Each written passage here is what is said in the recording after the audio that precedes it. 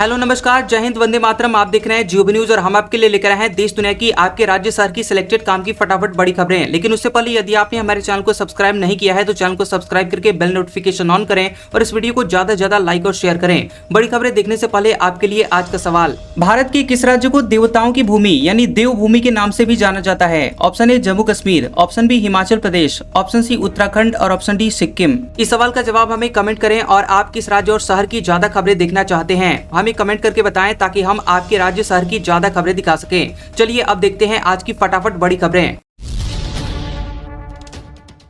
2 अगस्त को मिलेगी पीएम किसान की 20वीं किस्त। पीएम मोदी वाराणसी से जारी करेंगे। 9 करोड़ से ज्यादा किसानों को मिलेंगे 2-2 हजार रुपए। प्रधानमंत्री किसान सम्मान निधि योजना यानी पीएमकेएसवाई की 20वीं किस्त 2 अगस्त को सुबह 11 बजे जारी होगी। पीएम किसान के ऑफिशियल एक्स अकाउंट से इसका ऐलान किया गया है। पीएम मोदी वाराणसी उत्तर प्रदेश से 20वीं किस्त जारी करेंगे और पिछली किस्त फरवरी 2025 में जारी की गई थी। वहीं पीएम किसान योजना के तहत हर 4 महीने में 2-2 हजार रुपए की किस्त ट्रांसफर की जाती है। इससे पहले प्रधानमंत्री नरेंद्र मोदी ने 24 फरवरी को पीएम किसान योजना की 19वीं किस्त जारी की थी। इसके तहत 9.8 करोड़ किसानों के बैंक खातों में 22,000 करोड़ रुपए की राशि ट्रांसफर की गई थी। ट्रंप ने भारत पर 25% टैरिफ लगाने का किया ऐलान। कहा, भारत रूस से हथियार तेल खरीद रहा, इसलिए जुर्माना भी वसूलेंगे। 1 अगस्त से लागू। बता दें कि अमेरिकी राष्ट्रपति डोनाल्ड ट्रंप ने भारत पर 1 अगस्त से 25% टैरिफ लगाने का ऐलान कर दिया है। उन्होंने सोशल मीडिया पर पोस्ट करके लिखा कि भारत रूस से हथियार और ऑयल खरीद रहा है, इसलिए उस पर जुर्माना भी लगाएंगे। ट्रंप ने एक और पोस्ट में कहा कि अमेरिका के साथ भारत का व्यापार घाटा बहुत ज्यादा है, इसलिए वे भारतीय सामानों पर टैरिफ लगा रहे हैं।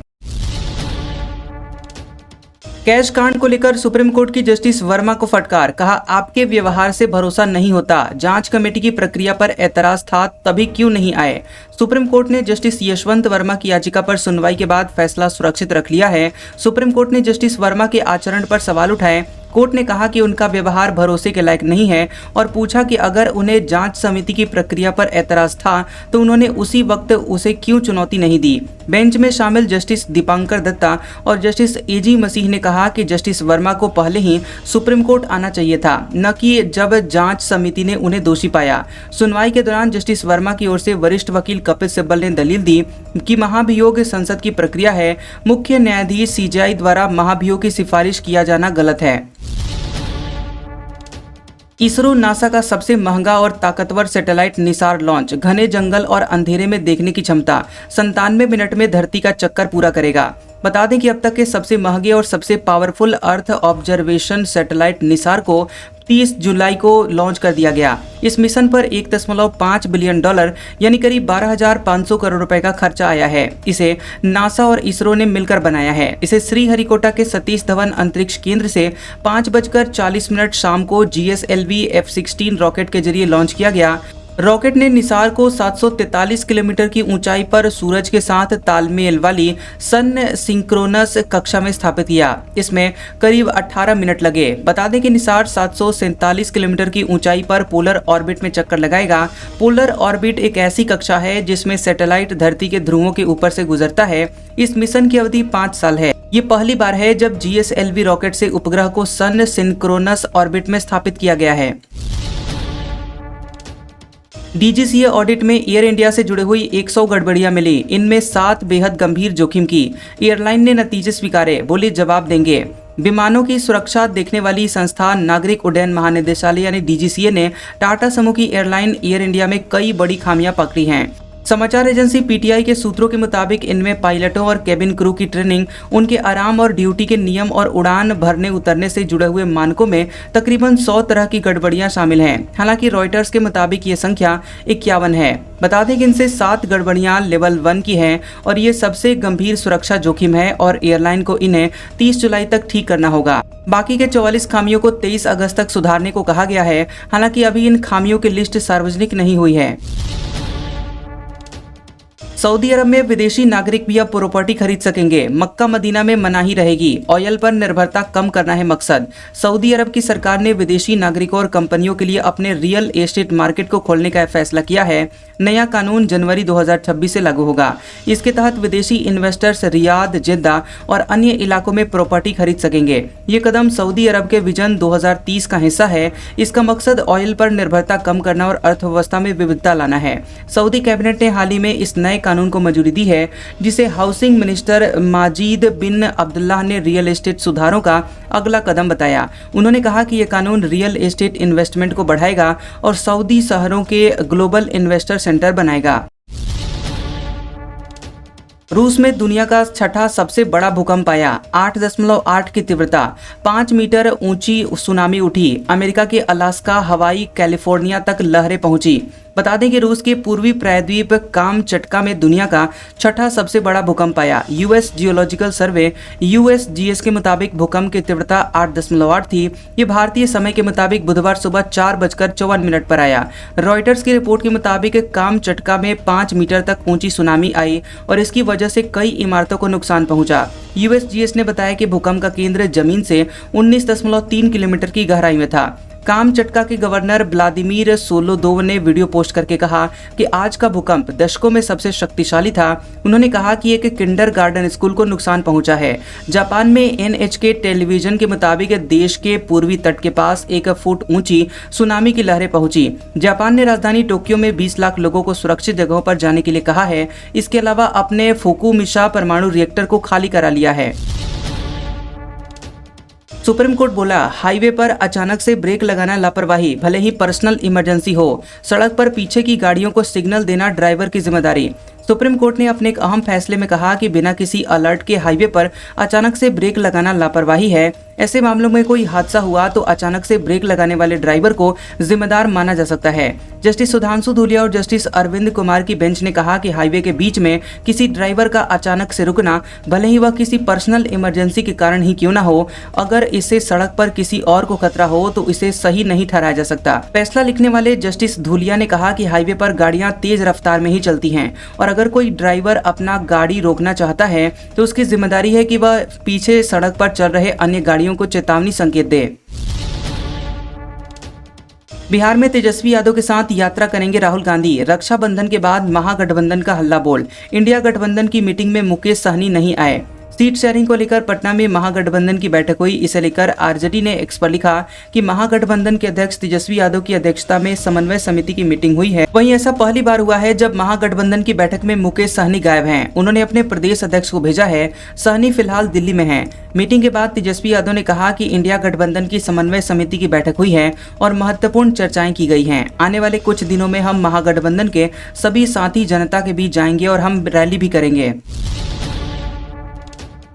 मोदी बोले, दुनिया के किसी नेता ने जंग नहीं रुकवाई। पाकिस्तान के DGMO ने गुहार लगाई, बस करो, अब ज्यादा मार झेलने की ताकत नहीं। प्रधानमंत्री नरेंद्र मोदी ने लोकसभा में ऑपरेशन सिंदूर पर बहस में हिस्सा लिया और 1 घंटा 40 मिनट के अपने स्पीच में ट्रंप का नाम लिए बिना कहा कि ऑपरेशन सिंदूर के दौरान दुनिया में किसी भी देश ने भारत को अपनी सुरक्षा में कार्रवाई करने से रोका नहीं है। उन्होंने बताया कि दुनिया के किसी भी नेता ने भारत से पाकिस्तान के खिलाफ एक्शन रोकने के लिए नहीं कहा था। पाकिस्तान के DGMO ने भारत के DGMO से हमला रोकने की गुहार लगाई थी क्योंकि वो हमारा हमला नहीं झेल पा रहा था। अमेरिकी राष्ट्रपति ट्रंप अब तक 26 बार से ज्यादा बार ये कह चुके हैं कि भारत पाकिस्तान के बीच सीज फायर उन्होंने करवाया था। तमिलनाडु के कैश फॉर जॉब केस में 2000 आरोपी और 500 गवाह। सुप्रीम कोर्ट बोला, सुनवाई के लिए क्रिकेट स्टेडियम की जरूरत, राज्य सरकार को लगाई फटकार। सुप्रीम कोर्ट ने तमिलनाडु के पूर्व मंत्री V सेंथिल बालाजी से जुड़े हुए कथित कैश फॉर जॉब के मामले में सुनवाई की और कोर्ट ने मामले में 2000 से ज्यादा आरोपी बनाने के लिए राज्य सरकार को फटकार लगाई। जस्टिस सूर्यकांत और जस्टिस जॉय माल्या बागची की बेंच ने कहा कि इस केस की सुनवाई की तो ये देश का सबसे भीड़ भाड़ वाला ट्रायल होगा। कोर्ट रूम की जगह छोटी पड़ जाएगी और ट्रायल के लिए क्रिकेट स्टेडियम की जरूरत पड़ेगी। कोर्ट ने कहा कि यदि न्यायपालिका मामले में हस्तक्षेप नहीं करती है तो राज्य सरकार अब तक केस को बंद कर देती। कोर्ट ने घोटाले में 2000 से ज्यादा आरोपी बनाने पर आपत्ति जताई और सभी आरोपियों पर वह 500 गवाहों की जानकारी मांगी है। एक देश एक चुनाव पर जेपीसी की बैठक, इकोनॉमिस्ट एनके सिंह सुझाव रखेंगे। पिछली मीटिंग में पूर्व सीजीआई चंद्रचूड़ ने अपनी राय रखी थी। संसद भवन एनेक्सी में एक देश एक चुनाव पर संयुक्त संसदीय समिति जेपीसी की बैठक करीब 5 बजे से जारी है और ये जेपीसी की बैठक छठी बैठक है जिसमें इकोनॉमिस्ट एनके सिंह और economy professor doctor Prachi Mishra panel के सामने अपनी राय रखेंगी। एनके सिंह 15वें वित्त आयोग के अध्यक्ष रहे हैं, वहीं डॉक्टर प्राची मिश्रा अशोका यूनिवर्सिटी के Isaac centre for public policy की प्रमुख और निदेशक हैं। इससे पहले 11 जुलाई को जेपीसी की 5वीं बैठक में पूर्व सीजीआई जगदीश सिंह खेहर और डीवाई चंद्रचूड़ ने पैनल के सामने सुझाव रखे थे। राहुल गांधी बोले, मोदी सीज फायर पर बोलेंगे तो ट्रंप सच्चाई बता देगा, ट्रेड डील पर इनको और दबाएगा। पीएम ने बोला था किसी नेता ने जंग नहीं रुकवाई। कांग्रेस नेता राहुल गांधी ने संसद परिसर में मीडिया से बातचीत में कहा कि अगर पीएम मोदी सीज फायर पर बोलेंगे तो अमेरिकी राष्ट्रपति डोनाल्ड ट्रंप खुल के बोलेगा, उनकी सारी सच्चाई बता देगा। राहुल ने कहा कि ट्रंप सीज फायर पर लगातार इसलिए बयान दे रहा है क्योंकि वो अपनी ट्रेड डील चाहता है। ट्रंप ट्रेड डील को लेकर भारत को दबाएगा, आप देखना कि कैसी ट्रेड डील बनी है। इससे पहले पीएम मोदी ने लोकसभा में ट्रंप का नाम लिए बिना कहा था कि दुनिया के किसी देश और नेता ने भारत से पाकिस्तान के खिलाफ एक्शन रोकने के लिए नहीं कहा था, बल्कि पाकिस्तान के डीजीएमओ की गुहार लगाने के बाद सीज फायर हुआ था। राजस्थान एमपी में बाढ़ के हालात, 18 जिलों में स्कूल बंद, शिवपुरी में 35 लोग फंसे, आर्मी रेस्क्यू में लगी। हिमाचल में 357 सड़कें बंद। देश भर में भारी बारिश का दौर जारी है। राजस्थान में बुधवार को 6 जिलों में बारिश का रेड और बाकी में येलो अलर्ट जारी किया गया। भारी बारिश की चेतावनी के बीच 14 जिलों में स्कूलों की छुट्टी है। बता दें कि मंगलवार देर रात से सवाई माधोपुर में बाढ़ के हालात हो गए। यहाँ पर श्योपुर मध्य प्रदेश को जोड़ने वाली एक पुलिया बह गई। शहर के कई इलाके पानी में डूब गए। घरों में 5 फीट तक पानी भर गया और बहाव इतना तेज था कि गाड़ियां बहते हुए एक दूसरे पर चढ़ गई। संयुक्त राष्ट्र ने माना पहलगाम हमले के लिए टीआरएफ जिम्मेदार, कहा आतंकवादी संगठन ने अटैक की 2 बार जिम्मेदारी ली, लश्कर का नाम भी आया। संयुक्त राष्ट्र सुरक्षा परिषद यूएनएससी की सेक्शंस मॉनिटरिंग टीम ने ग्लोबल टेररिस्ट संगठनों पर रिपोर्ट जारी की है, जिसमें माना गया है कि पहलगाम हमले के लिए द रेजिस्टेंस फ्रंट यानी टीआरएफ जिम्मेदार है। टीआरएफ ने हमले के बाद 2 बार इसकी जिम्मेदारी ली थी। टीआरएफ ने हमले वाले दिन 22 अप्रैल को घटनास्थल की फोटो भी प्रकाशित की थी और अगले दिन फिर से जिम्मेदारी ली, लेकिन 26 अप्रैल को अचानक से अपना दावा वापस ले लिया। इसके बाद टीआरएफ ने कोई और बयान नहीं दिया और किसी अन्य संगठन ने भी हमले की जिम्मेदारी नहीं ली। राज्यसभा में ऑपरेशन सिंदूर पर चर्चा, जेपी नड्डा बोले 2014 से पहले हर जगह बम ब्लास्ट होते थे, यूपीए सरकार पाकिस्तान को मिठाई खिलाती रही। संसद में मानसून सत्र का 8वां दिन था और राज्यसभा में ऑपरेशन सिंदूर पर लगातार दूसरे दिन चर्चा हुई। भाजपा सांसद जेपी नड्डा ने कहा कि 2014 से पहले हर जगह बम ब्लास्ट होते थे, लेकिन यूपीए सरकार पाकिस्तानियों को मिठाई खिलाती रही। वहीं विदेश मंत्री एस जयशंकर ने कहा कि हम पाकिस्तान का सच दुनिया के सामने लाए, खून पानी एक साथ नहीं चलेगा। वहीं गृह मंत्री अमित शाह शाम 6:30 बजे ऑपरेशन सिंदूर पर विशेष चर्चा पर राज्यसभा में जवाब दिए। वहीं ऑपरेशन सिंदूर पर राज्यसभा में बहस मंगलवार को जबकि लोकसभा में शुरू हुई थी। आपको बता दें कि यहां कांग्रेस अध्यक्ष मल्लिकार्जुन खड़गे, भाजपा अध्यक्ष जेपी नड्डा, जेडीयू सांसद संजय झा समेत कई सांसदों ने भाग लिया। नवा रायपुर में बनेगी क्रिकेट एकेडमी, खिलाड़ियों को मिलेगी इंटरनेशनल लेवल की ट्रेनिंग। अब ई नीलामी से दी जाएगी रेत खदानें, साई कैबिनेट ने लिए बड़े फैसले। मुख्यमंत्री विष्णुदेव साई की अध्यक्षता में कैबिनेट की बैठक हुई और सभी मंत्रियों की मौजूदगी में सरकार ने कई महत्वपूर्ण फैसले लिए हैं। नवा रायपुर के परसदा में क्रिकेट खिलाड़ियों के लिए अकेडमी बनाई जाएगी और इसकी स्थापना के लिए 7.96 एकड़ भूमि आवंटित किया गया है।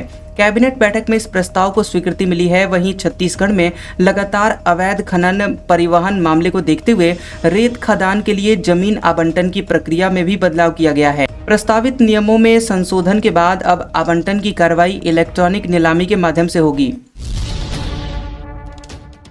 एमपी के सरकारी कॉलेजों में एमबीबीएस की 150 सीटें बढ़ी, निजी में 250 घटी, बीडीएस में भी 50 कम। अब 4775 सीटों पर स्टूडेंट्स को मिलेगा एडमिशन। मध्य प्रदेश में मेडिकल शिक्षा के ढांचे में बड़ा फेरबदल हुआ है। साल 2024 की तुलना में 2025 में एमबीबीएस और बीडीएस की कुल सीटों में उल्लेखनीय उतार चढ़ाव देखने को मिला है। साल 2025 में डॉक्टर बनने की पहली सीढ़ी प्रदेश में 150 मेडिकल स्टूडेंट्स कम चढ़ेंगे। इसकी वजह है इस सत्र में एमबीबीएस की 100 सीटें और बीडीएस की 50 सीटें कम होना। बता दें कि इस साल मध्य प्रदेश में 4775 एमबीबीएस सीटों पर मेडिकल स्टूडेंट्स को प्रवेश मिलेगा, जबकि बीते साल ये संख्या 4875 थी।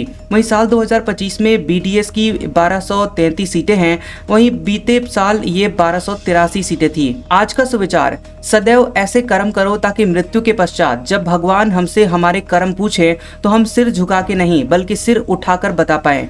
कैसा लगा ये वीडियो हमें कमेंट सेक्शन में जरूर बताएं। वीडियो पसंद आया हो तो वीडियो को लाइक और शेयर करें और ऐसी इंटरेस्टिंग वीडियोस देखने के लिए हमारे चैनल जियोबी न्यूज को सब्सक्राइब करें और बेल आइकॉन को दबाएं। और हमारे ओल्ड और लेटेस्ट वीडियोस देखने के लिए हमारे प्लेलिस्ट और कम्युनिटी टैब को जरूर चेक करें। तो मिलते हैं अगले वीडियो में, तब तक के लिए आपका शुक्रिया।